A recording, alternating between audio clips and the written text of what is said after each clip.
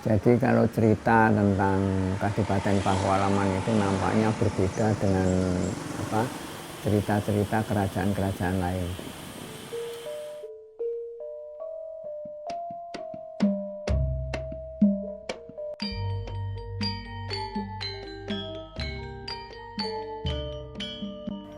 Karena pada dasarnya terjadinya Kadipaten Pakualaman bukan karena ambisi kekuasaan, jadi karena perjalanan hidup.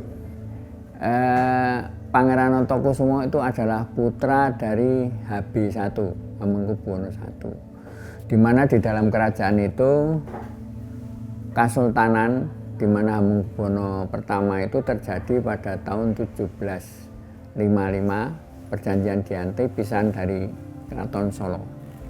Terjadilah keraton di Yogyakarta. Waktu itu yang menjabat adalah Sultan Hamengkubuwono I. Di dalam mekanisme kerajaan itu yang jadi raja itu adalah putra dari permaisuri. Boleh dikatakan sebagai paugeran ya. Jadi putra dari permaisuri. Nah, Notokusumo ini bukan dari permaisuri. Notokusumo ini selir dari Senggorowati, dari Begelen. Begelen itu daerah Kulon Progo. Lalu di situ dibawa ke istana, kemudian dari perkawinan lahirlah Pangeran Notokusumo.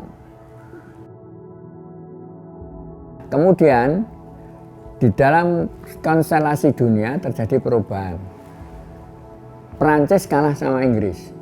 Kemudian akibatnya apa? Tawanan Belanda itu diserah terimakan di Inggris. Sehingga kejadian serah terima tawanan itu di Cirebon. Ketika di Cirebon, Inggris nanya, loh kok ada pangeran kok ada di penjara. Notokusumo mengatakan bahwa beliau tidak tahu menahu. Lalu maunya apa? Maunya saya pulang ke Jogja. Tidak ada marah, tidak ada itu. Ini dijalani sebagai perjalanan ketentuan Yang Maha Kuasa gitu. Kemudian tanggal 22 Juni itu Inggris mengangkat Sultan putra tadi ya, Adipati Anom, diangkat menjadi Sultan Hamengkubuwono III. Kemudian Sultan yang kedua diungsikan atau diasingkan ke Pinang. Esok harinya Pangeran Notokusumo diangkat menjadi Pangeran Merdika di keraton. Ketika H.B.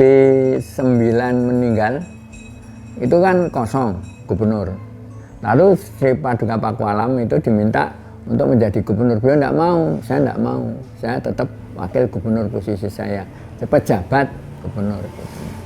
Nah, kemudian di dalam etik di dalam duduk pun kita lihat bahwa tidak pernah antara Pakualam sama si Sultan itu sejajar.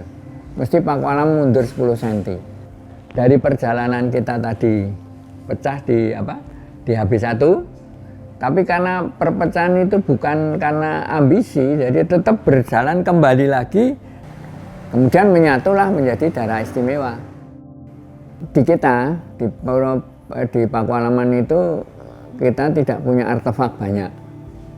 Maka kalau Anda lihat di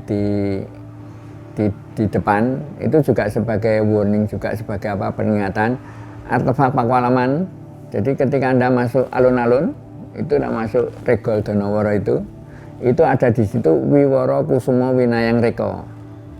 Tulisan itu tulisan Jawa. Artinya apa? Orang yang masuk ke sini itu harus menyiapkan diri dengan baik. Nah, itu anunya.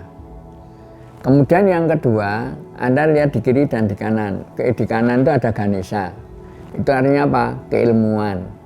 Yang ke kiri ada lonceng. Itu artinya waktu. Jadi dimensi itu harus diperhatikan, lonceng dan waktu. Kemudian bergerak ke depan lagi. Di situ ada kaca. Kaca apa? Itu. Engeto onggo pribadi yang sebelah kanan. Sebelah kiri Guno Titipurun. Artinya apa? Engeto onggo pribadi itu kalau Anda mau masuk ke sana, itu harus melihat mawas diri gitu. Jadi mawas diri betul-betul. Kemudian ke sebelah kiri kita lihat Guno Titipurun, apakah kita akan berguna untuk masuk ke sini? kemudian apakah kita juga sudah meneliti dengan baik, kemudian baru semangat. Purun itu mau semangat untuk masuk. Jadi bentuk nilai-nilainya itu diwujudkan dalam bentuk artefak yang kecil. Nah dari situlah filosofi ditampilkan gitu. Paku alam ini kan nama yang luar biasa. Karena apa? Kalau alam tidak dipaku kan gonjang ganjing. Gunung sebagai pasak dan lain itu kan supaya itu. Jadi mungkin tanda petik faktor ketuhanan. Jadi kayak Quran gitu.